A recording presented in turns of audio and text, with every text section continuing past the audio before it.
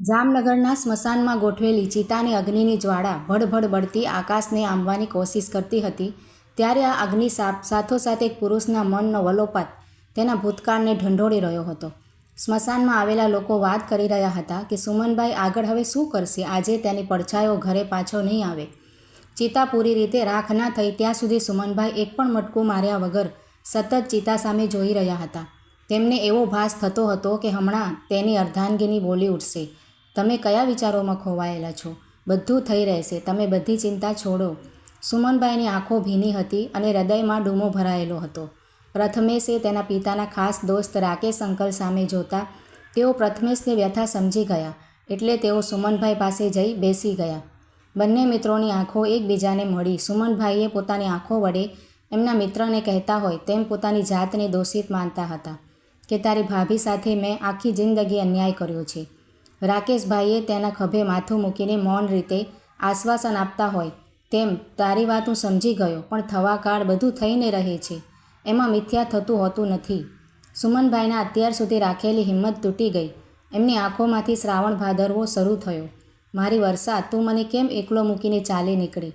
મને એમ કે તું મસ્કરી કરે છે, પરંતુ તે તો મને કહ્યું હતું તેમ હું તમારી પહેલાં જઈશ તે તારું વચન પાળ્યું.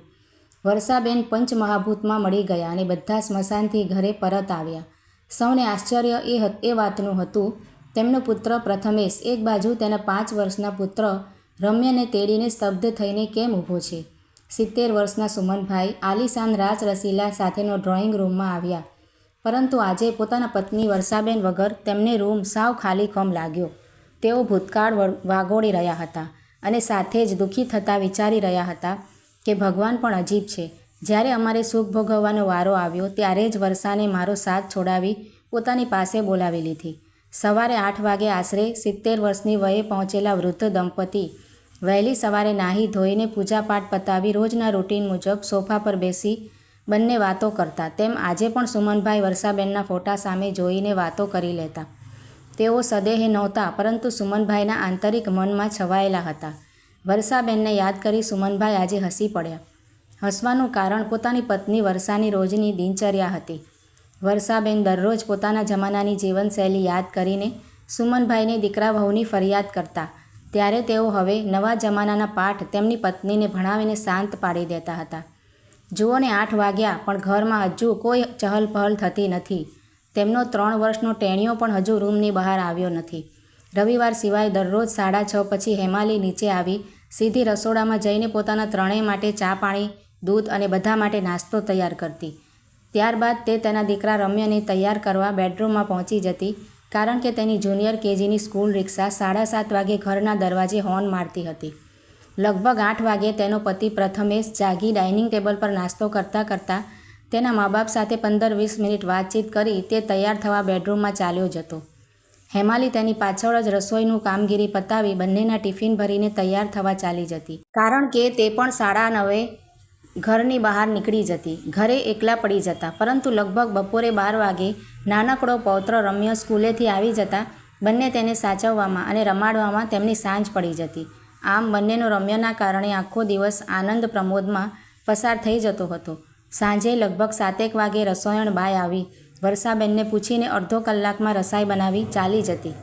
રાત્રે 8 વાગે પોતાની કાર લઈને હેમાલી ઘરે આવી પહોંચતી. પ્રથમેશ પણ કંપનીએથી મોટાભાગે 8:30 વાગે ઘરે આવી પહોંચી પોતાના રૂમમાં પતિ પત્ની ભરાઈ જતા. વૃદ્ધ દંપતી ઉંમરના કારણે નિયમિત રાતે 8:30 જમીને પોતાના રૂમમાં ચાલ્યા જતા. આવી આખા દિવસની તેમની દિનચર્યા રહેતી હતી. આવી રીતે સુમનભાઈ પોતાનો પત્ની વર્ષાબેન સાથે ગાળેલા ભૂતકાળને વાગોળતા હતા. એટલામાં જ એમનો પૌત્ર આવ્યો અને દાદાને કહ્યું, દાદા, તમને મારી મમ્મી બોલાવે છે. પૌત્ર રમ્યના કહેવાથી સુમનભાઈ પોતાના બેડરૂમમાંથી બહાર આવીને ડાઇનિંગ ટેબલ પાસે જમવા માટે આવ્યા. આજે રવિવાર હોય પ્રથમેશ અને હેમાલીને પણ ઓફિસમાં ઓફ હતો એટલે તેઓ પણ ઘરે હાજર હતા. એટલે સૌ સાથે જમવા માટે બેઠા. લંચ જમતા જમતા પ્રથમેશે તેના પિતા સુમનભાઈને જણાવ્યું, પપ્પા, આજે રવિવાર હોય અમે રમ્યને લઈ બહાર જવાના છીએ. કામિનીબેન સાંજે રસોઈ કરવા આવે ત્યારે તમારે જે જમવાની ઈચ્છા હોય તે કહી દેજો. હેમાલીને તેમની સાથે વાત થઈ ગઈ છે અને અમારી રસોઈ બનાવવાની નથી. આમ હેમાલી તેના સસરા સાથે લગભગ જરૂર ના હોય ત્યાં સુધી વાત કરતી નહીં. હંમેશા જે કાંઈ કહેવું હોય તે પ્રથમેશ દ્વારા કહેરાવી દેતી અથવા રમ્યાની સાથે સૂચના મોકલી દેતી. સુમનભાઈએ પૂછ્યું, તમે લોકો કઈ બાજુ જવાના છો? કઈ જગ્યાએ જમવા જવાના છો? અત્યારે બહુ વાતાવરણ ખરાબ છે. રમ્ય હજુ 5 વર્ષનો જ થયો છે, તો તમે તેનું ખાવા પીવામાં ધ્યાન રાખજો. સુમનભાઈએ વણમાગી સલાહ આપી તે પુત્રવધુ હેમાલીને પસંદ ના આવી. તેણે તેના પતિ સામે જોઈને મોં મચકોડ્યું. પ્રથમેશે તેના પિતા સુમનભાઈને ઉત્તર આપ્યો, પપ્પા, તમે હવે અમારી ચિંતા મૂકી દો. હવે અમે મોટા થઈ ગયા છીએ. અમારે રાત્રે પણ થોડું મોડું થશે, એટલે અમને વારંવાર ફોન કરીને ખલેલ ના પહોંચાડતા. પહેલાં રમ્યાની ફરમાઈશ પર તેને ગાર્ડનમાં અને લેક ઉપર ફરવા લઈ જઈશું. અમે રાત્રે હોટલમાં જમી કરીને હેમાલીને ઘણા સમયથી પિક્ચર જોવાની ઈચ્છા છે, એટલે છેલ્લા શોમાં ફિલ્મ જોઈ રાત્રે 1 વાગે અમારી રીતે ઘરે પહોંચી જઈશું. નાનકડો રમ્યો બોલ્યો, દાદુ આપણી સાથે નથી આવતા? તે મને દરરોજ તમે ના હોવ ત્યારે તે દિવસે મારા ખાસ ફ્રેન્ડ બનીને મારી સાથે રમે છે અને મારી સંભાળ રાખે છે. તેની મમ્મી હેમાલી તેને સમજાવતા બોલી, બેટા, સુમન દાદાજીની ઉંમર થઈ ગઈ છે, એટલે તેઓ ચાલી ના શકે. તેમને બહારનું જમવાનું પણ ના ફાવે. તેમને વહેલા સૂઈ જવાની ટેવ હોય, તેથી આપણે ફિલ્મ જોતા દાદાને સૂવામાં લેટ થઈ જાય. મમ્મીની વાત સાંભળીને રમ્યો બોલ્યો, પપ્પા, તમે પણ દાદા જેવડા થશો ત્યારે તમે પણ તેમની જેમ થાકી જશો તો બહાર નહીં જઈ શકો ને?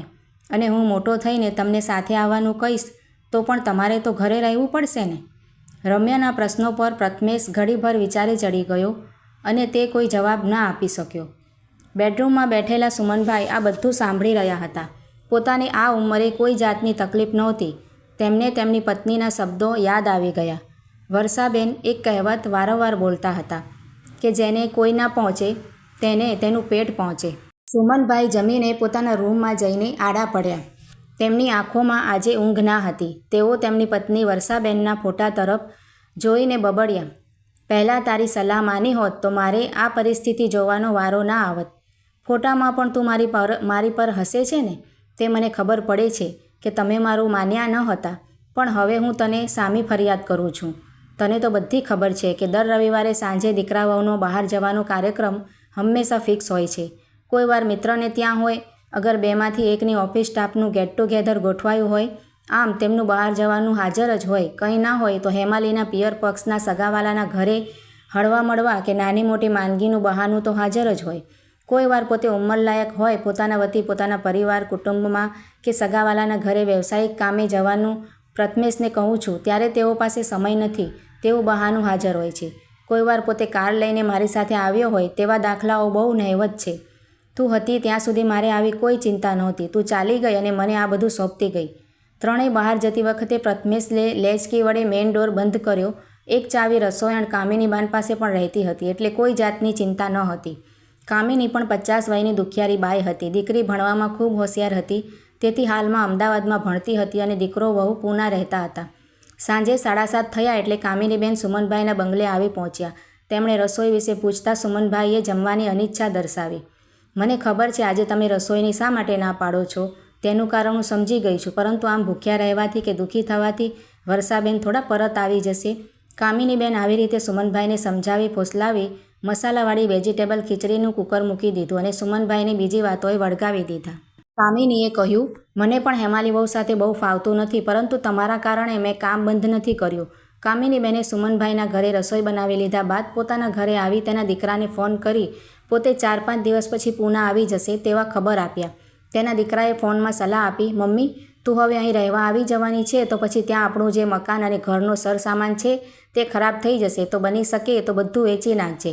અહીં આપણે 3 બેડરૂમ હોલ કિચનનો નવો ફ્લેટ બુક કરાવી લીધો છે, એટલે 1 વર્ષ બાદ તેનો કબજો આપણને મળી જશે. ત્યારબાદ આપણને રહેવાની કોઈ જાતની અગવડ નહીં પડે. અહીં વડોદરા ખાતે કામિનીબેન માત્ર 2 નાનકડા રૂમ અને કિચનમાં રહેતા હોય. દીકરાએ આપેલા આ સારા સમાચાર સાંભળીને તેઓ રાજીના રેડ થઈ ગયા કે મારા દીકરાને મેં ભણાવવા માટે જે સંઘર્ષ કર્યો તે લેખે લાગ્યો અને સુમનભાઈ વર્ષાબેનના પરિવારે મને જે આર્થિક મદદ કરી તેનો પણ મોટો ફાળો છે. મારો દીકરો 2 વર્ષમાં પોતાનું મકાન ફ્લેટ રહી શકે એટલો કાબેલ બની ગયો, તે બહુ સારી વાત કહેવાય. મારે સુમનભાઈને આ બધી માંડીને વાત કરવી પડશે. પથારીમાં પડેલી કામિનીની આંખો ક્યારે ઘેરાઈ ગઈ તેથી તેને ખ્યાલ ન રહ્યો. બીજા દિવસે સાંજે સુમનભાઈના ઘરે રસોઈ કરવા કામિની ગઈ અને તેણે તેમના દીકરા સાથે થયેલી તમામ વાતચીત ઇતિ જણાવી દીધી. સાથોસાથ તેમણે આપેલ સાથ સહકારનો આભાર પણ માની લીધો. સુમનભાઈએ તેમને જણાવ્યું કે અમારો કોઈ આભાર માનવાની જરૂર નથી. આ તો ઈશ્વરીય સંકેત હોય તો જ અમારાથી તને મદદ થઈ શકી હોય. બીજી તેમણે કામિનીને ખાસ મહત્ત્વની સલાહ આપી કે તું તારા દીકરાના કહેવા મુજબ ભૂલે ચૂકે પણ અહીંનું વડોદરાવાળું મકાન વેચી નાખવાની ઉતાવળ ન કરતી અને જો કદાચ વેચી નાખે તો તેની રકમ તારી પાસે જ રાખજે, દીકરાઓના હાથમાં હમણાં આપી ન દેતી. કામિની વિચારે ચડી. સુમનભાઈની પુત્રવધુ હેમાલી તેમની વ્યવસ્થિત સાર સંભાળ રાખતી નથી, તેથી તેઓ આવું બોલી રહ્યા છે. મારા દીકરાએ તેના પિતાના મૃત્યુ બાદ અમારી ઘરની પરિસ્થિતિ નજરે નિહાળી છે તો તેનામાં મારી માટે કોઈ દ્વેષભાવ નહીં આવે તેની મને ખાતરી છે, કામિની બોલી. મારા દીકરાઓ સાવ એવા લાગતા નથી, નહીં તો મને તેમની પાસે રહેવા શું કામ બોલાવે? સુમનભાઈ તેની વાત પર હસી પડ્યા. કામિનીને તેમનું હસવું સમજાયું નહીં એટલે તે પ્રશ્નાર્થ ચહેરે તેમની સામે જોઈ રહી. સુમનભાઈ માત્ર એક વાક્ય બોલ્યા, હાથીના દાંત દેખાડવાના અને ચાવવાના અલગ અલગ હોય છે. કામિનીએ પૂછ્યું, તમે આવું કેમ બોલી રહ્યા છો? કામિની, તને તારો દીકરો વહુ બોલાવે છે એમાં મને તેમનો ઈરાદો કંઈક અલગ લાગે છે. એમને તારા કરતાં મકાન અને સામાનના પૈસામાં રસ છે. સુમનભાઈ એવું વાક્ય બોલ્યા એટલે કામિનીએ દલીલ કરી કે મને મારા દીકરા વહુમાં સાવ એવું તો નથી લાગતું. કરી લે અનુભવ, પછી મને કહેજે. બીજું મારે કંઈ કહેવાનું થતું નથી. તને એવી જરૂર પડે તો મૂંઝાયા વગર અહીં પાછી આવી જજે. આટલું વિશ્વાસથી સુમનભાઈ બોલ્યા એટલે કામિની પણ ઘરે જતાં જતાં વિચાર કરતી થઈ ગઈ. સુમનભાઈની સલાહ મુજબ કામિનીએ પોતાનું વડોદરાવાળું ઘર વેચવાનું મુલતવી રાખવું કે વેચી નાખવું એ નક્કી કરી શકતી ન હતી. તે અવઢવમાં તે 2 દિવસ રહી, પરંતુ દર વખતની જેમ મમતાની જીત થઈ. કામિનીએ તમામ સામાન અને મકાન વેચીને પૂના જવાનો નિર્ણય કર્યો. તેના અમલ માટે દલાલ સાથે તેણે વાતચીત કરી લીધી. તેની ખબર સુમનભાઈને પડતા તેમણે કામિનીને સમજાવવાની કોશિશ કરી, પરંતુ તે માની નહીં અને બધી વસ્તુઓ અને મકાન વેચી પૂના માટે ચાલી ગઈ. સુમનભાઈને લાગી રહ્યું હતું કે કામિની મકાન વેચી નાખે છે તે તેની ભૂલ છે. અત્યારે વર્ષા હાજર હોત તો તે કામિનીને મનાવી શકત. કામિની સાથે ભવિષ્યમાં શું થવાનું છે તે અત્યારથી સુમનભાઈ જોઈ રહ્યા હતા. આ બાજુ વેકેશન નજીક આવતા સુમનભાઈનો દીકરા વહુ પ્રથમેશ અને હેમાલી ફોરેન ટૂર જવાની તૈયારીમાં પડી ગયા. ત્રણેય જણાની એક પછી એક ખરીદી શરૂ થઈ ગઈ. હેમાલી ખરીદીમાં કાંઈ બાકી ન રહે તે માટે ખાસ ધ્યાન રાખી રહી હતી. પ્રથમેશે ના પાડી છતાં સુમનભાઈએ પ્રવાસમાં કામ આવે તે હેતુથી પોતાના સેવિંગ બેગ ખાતામાંથી 5 લાખ રૂપિયા જેવી મોટી રકમ ઉપાડીને તેના હાથમાં આપી. પૈસા મળતા જ હેમાલીનો સુમનભાઈ પ્રત્યેનો વર્તાવ સાવ ફરી ગયો. પહેલાં તે તેના સસરાને જરા પણ મહત્ત્વ આપતી ન હતી અને જ્યારથી તેમણે પૈસા આપ્યા ત્યારથી હવે સારી રીતે તેની સંભાળ રાખવા માંડી હતી. તેમનો નાસ્તો, જમવાનું, તમામ વસ્તુઓમાં ફેરફાર આવી ગયો. દીકરો વહુ બહાર ગયા એટલે સુમનભાઈ તેના બેડરૂમમાં ગયા. પોતાની પત્ની વર્ષાના ફોટા સામે જોઈને કહેવા લાગ્યા, વર્ષા, મારા મા બાપની તેમની ઉંમર થતાં જે પ્રમાણે તે સેવા કરી છે એવી રીતે આજની કોઈ પુત્રવધુ સેવા ચાકરી ના કરી શકે. બાપુજી તો પડી ગયા બાદ તેમને હેમરેજ થતાં માંડ 10 દિવસ જ પથારીમાં રહ્યા, પરંતુ બા તો બાપાના ગયા બાદ 7-8 વર્ષ જીવ્યા. તેમાં પણ તેમની આંખોનું તેજ છેલ્લા 5 વર્ષ તો સાવ ચાલ્યું ગયું હતું. તે સમયે તે તેમની કોઈપણ પ્રકારની આશા રાખ્યા વગર સેવા કરી હતી. મોટાભાઈ અને ભાભીએ ઘણીવાર બાને પોતાના ઘરે લઈ જવા પ્રયત્ન કરતા હતા અને તને પણ એમ થતું હતું કે જો બા થોડાક સમય મોટાભાઈને ત્યાં જાય તો મને થોડોક સમય આરામ મળી જાય.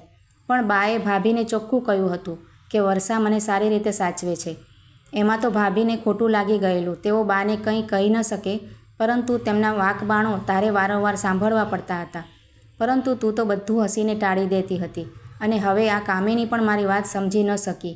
તેના દીકરા પ્રત્યેની લાગણીમાં તણાઈ ગઈ છે, પરંતુ તે હેરાન થવાની છે. આમ ને આમ 15 દિવસ પછી પ્રથમેશ તેના ફેમિલી સાથે વડોદરાથી મુંબઈ થઈ યુરોપ ટૂર જવા નીકળી જવાનો હતો. સુમનભાઈ માટે ટિફિન વ્યવસ્થા અને બીજી બધી ચીજવસ્તુઓ માટે તેમને બહાર લેવા ન જવું પડે તે માટે ઘરે આવી ગઈ હતી. પ્રથમેશને જવા આડા 5 દિવસ હતા ત્યારે એક સાંજે બહાર ગયા હતા. ત્યારે કામિનીબેનનો સુમનભાઈ પણ ફોન આવ્યો. બોલ કામિની, શું હતું? કામિનીએ ફોનમાં પૂછ્યું. પ્રથમેશભાઈ ક્યારે પ્રવાસે નીકળવાના છે? તે પહેલાં હું અહીંથી વડોદરા પહોંચી જાઉં. સુમનભાઈને નવાઈ લાગી કે કામિની જ્યારે જવાની હતી ત્યારે અહીં આવવાની સાવ ના જ પાડતી હતી અને અચાનક આવી રીતે તેનો ફોન આવ્યો. દાળમાં જરૂર કંઈક કાળું છે કે પછી અમારા જૂના સંબંધોના કારણે આવી રહી છે, ખબર પડતી નથી. તેમણે કામિનીને પૂછ્યું, તને તારા દીકરાએ અહીં આવવાની હા પાડી કે પછી તારી જાતે આવી રહી છે? કામિનીએ વિશેષ કંઈ ના કહ્યું. માત્ર એટલું જ બોલી, આજે 13મી તારીખ તો થઈ ગઈ છે. હું કાલે રાત્રે અહીંથી ટ્રેનમાં નીકળીને પરમ દિવસે 15 તારીખે સવારે વડોદરા પહોંચી જઈશ. મારું ઘર તો હવે વડોદરામાં છે નહીં, મેં વેચી દીધું છે. તેથી આપણે વાત નથી થઈ. હું રૂબરૂ આવી તમને બધી વાત કરું. હું તમારા ઘરે સીધી આવીને હેમાલી વહુ પાસેથી તેઓ જાય તે પહેલાં ઘરની બધી વિગત જાણી લઈશ, એટલે તેમને તમારું કોઈ ટેન્શન ન રહે. કામિનીએ સુમનભાઈના કરેલા સવાલોના જવાબ ન આપ્યા, પરંતુ આખી વાત જ ફેરવી નાખી. સુમનભાઈ કામિની સાથેની વાતચીત પરથી સાચી હકીકત જાણી ન શક્યા, એટલે તેઓને વધુ શંકા પડી કે તે શા માટે પૂનાથી આમ તાત્કાલિક વડોદરા પરત ફરી રહી છે. આમ સુમનભાઈ કામિનીના ફોન મૂક્યા પછી વિચાર કરતા હતા. કામિની 100% વડોદરા પરત આવશે તેની મને ખાતરી હતી, કારણ કે તેના દીકરાની વહુ વધારે પડતી હોશિયાર છે. મોઢે મીઠી રહે અને પાછળથી કંઈક અલગ વર્તન કરે એવું મને કામિનીની વાતો પરથી લાગી રહ્યું હતું. હવે કામિની અહીં વડોદરા રહે ત્યાં સુધી તેને આપણે ઘરે જ રહેવું પડશે, કારણ કે તેણે પુત્રની સલાહ મુજબ અહીંનું મકાન વેચી માર્યું છે. સુમનભાઈએ દીકરાને કામિની વિશે વાત કરી. બેઉ પતિ પત્ની આ વાત સાંભળીને એકદમ ચોંકી ગયા, પરંતુ પ્રથમેશને કામિનીબેન તેના ઘરે રહે તેમાં કોઈ જાતનો વાંધો ન હતો, એટલે તેણે તેના પપ્પાને કહ્યું કે વાંધો નહીં, તેઓ ભલે અહીં રહે. આપણા મકાનનું આઉટહાઉસ ખાલી પડ્યું છે, તેમાં તે રહેશે. બેઉ ટાઈમ રસોઈ અને બીજા કામ કરશે, એટલે આપણી સાથે જમી પણ લેશે. હેમાલીને પ્રથમેશની વાત થોડી ખટકી હતી. તે વિચારવા લાગી, જો કામિનીબેનનું રહેવાનું, ખાવાનું, કપડાં બધું અમારા ખર્ચે હોય તો માસિક 5,000 ખર્ચ આસાનીથી વધી જાય. તેની પ્રથમેશને ક્યાં ખબર પડે છે?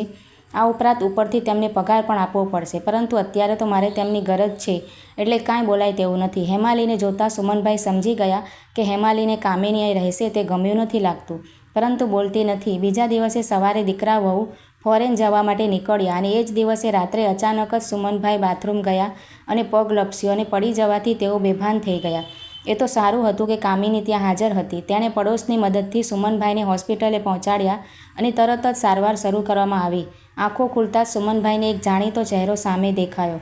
તેઓ બોલી નહોતા શકતા, ડાબી બાજુનું અંગ હલાવી નહોતા શકતા, તો એ થોથવાતે અવાજે બોલ્યા, ક્રિષ્ના? હા કાકા, હું ક્રિષ્ના. ઓળખી ગયા મને તમે? વાહ, સરસ. એટલે મગજ તો સાબદું છે તમારું. હાસ, મને એ જ ચિંતા હતી. હવે વાંધો નહીં આવે, જરાય ચિંતા કરતા નહીં. હું છું કાકા. ફરી એવા જ થોથવાતા અવાજે. મને શું થયું છે? મારા શરીરની એક બાજુના અંગો કેમ હલતા નથી? કાકા જુઓ, તમને પેરાલિસિસનો અટેક આવ્યો હતો, પણ વધુ ચિંતાજનક વાત નથી. તમને જલ્દી જ સારું થઈ જશે. સુમનભાઈ આંખોમાં આંસુ સાથે, મારા પ્રથમેશનો ફોન? આટલું બોલતા તે થાકી ગયા. હા કાકા, તમારા મોબાઈલથી મેં એમને કોલ કર્યો છે. તેઓ ઉપાડતા નથી, બીજી હશે. મિસ કોલ જોશે તો કરશે. એક મિસ કોલમાં નહીં કરે, ઓછામાં ઓછા 5 કર, કહીને એમની આંખો ભરાઈ આવી. એટલી વારમાં તો કામિનીબેન આવી પહોંચ્યા. સાહેબ, કેમ છો હવે? આજે રસોઈ કરવા આવી ત્યારે તમને જમીન પર પડેલા અને અકળાઈ ગયેલા જોયા. ગભરાઈને મેં પાડોશીઓને બોલાવ્યા. મને તો કંઈ સૂઝ્યું નહીં. પછી તરત જ ક્રિષ્નાને ફોન કર્યો. ક્રિષ્ના? સાહેબ ઓળખીને મારી દીકરી? સાહેબ, એ નર્સ બની ગઈ છે, યાદ છે ને? મેં પેંડા ખવડાવ્યા હતા. એ ફટાફટ એમ્બ્યુલન્સ લઈને આવી. બસ પછી બધું એણે સંભાળી લીધું સાહેબ. એટલી વારમાં પ્રથમેશનો વિડીયો કોલ આવ્યો. તેને અંદાજો આવી ગયો કે પપ્પાને કંઈક થયું છે. શું થયું પપ્પા? પણ સુમનભાઈ હલનચલન કરવાની હાલતમાં ન હતા. તરત જ ક્રિષ્નાએ ફોન લીધો અને પ્રથમેશને બધી પરિસ્થિતિની જાણ કરી. પપ્પા, આમ કેમ અચાનક આવું થઈ ગયું? પણ પપ્પા, તમે ચિંતા ન કરતા. ક્રિષ્નાએ કહ્યું છે કોઈ વાંધો નહીં આવે. ફિઝિયોથેરેપીથી ધીરે ધીરે ફરક પડી જશે. પપ્પા, હું હમણાં તાત્કાલિક આવી શકું એમ નથી. હેમાલીના ભાઈને બિઝનેસ શરૂ કરવામાં મારી મદદની જરૂર છે. પણ મેં ક્રિષ્નાને બધું સમજાવી દીધું છે. એ તમારું સારી રીતે ધ્યાન રાખશે. આટલું કહીને પપ્પા શું કહે છે એ સાંભળવાની પણ દરકાર ન કરતા પ્રથમેશે ફોન કાપી નાખ્યો.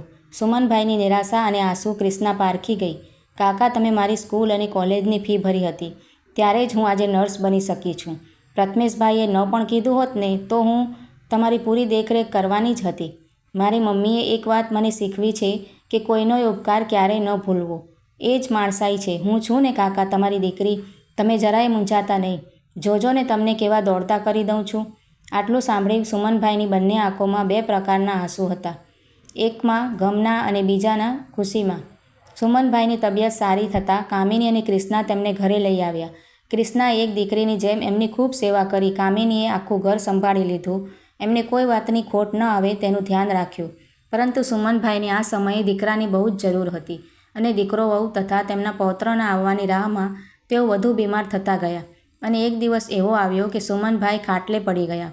એમણે કામિનીએ કહ્યું કે વકીલને બોલાવી આવે, મારી વિલ તૈયાર કરાવી છે. જે ઘરમાં તેઓ રહેતા હતા એ કામિનીના નામે કરી દીધું અને કહ્યું કે હવે તારા દીકરાની કોઈ આશા રાખતી નહીં અને તેની ઉપર વિશ્વાસ પણ ન કરતી. હવે આ ઘર તારું છે. અને બાકીના તમામ પૈસા એમણે ક્રિષ્નાને ડૉક્ટર બનવા માટે આપી દીધા. થોડા દિવસ બાદ સુમનભાઈને શ્વાસ ચડ્યો અને એમણે દેહ છોડી દીધો. સમાચાર મળતા જ પ્રથમેશ ભારત આવ્યો, પરંતુ હવે શું ફાયદો? એક પિતા પોતાના પુત્રને મળવા માટે રાહ જોઈ ચાલી નીકળ્યા હતા.